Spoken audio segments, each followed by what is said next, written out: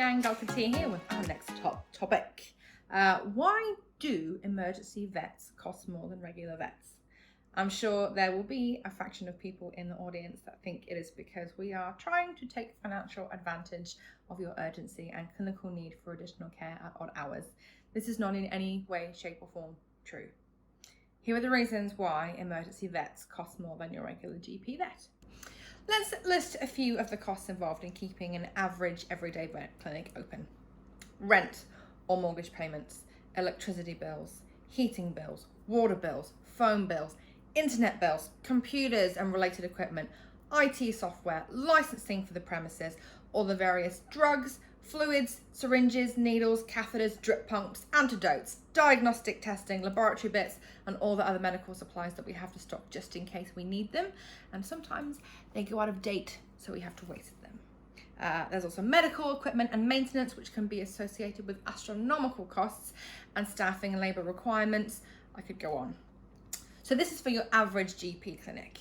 These will obviously vary depending on what services are offered, how busy or big the clinic is, and all that sort of stuff.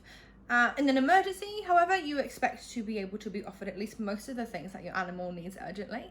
Not every emergency clinic will be a specialty clinic, but a lot of them will have at least some, if not a lot of staff that undergo additional training in emergency and critical care, which also costs money.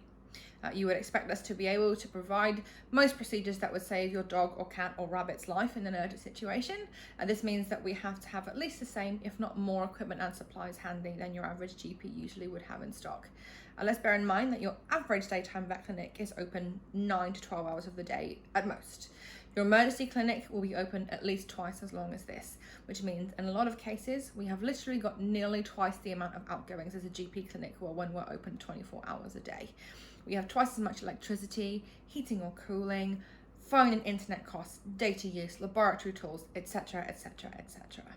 It's also the law in Australia that staff in any job who are working antisocial hours get loading on their base pay. So the labour costs of an emergency clinic will also go up by more than twice the amount, especially on something like a public holiday. And this is not us being greedy. This is what staff who work hours that nobody else wants to are legally entitled to, regardless of what sector they work in. And we have twice as many staff on the roster in a 24-hour period as a GP clinic to boot. That's it. That's the reason. We have higher prices because we have to cover the cost of being here for you 24/7, 365. It is that simple. I hope this has provided a bit of an insight for you into the veterinary business world.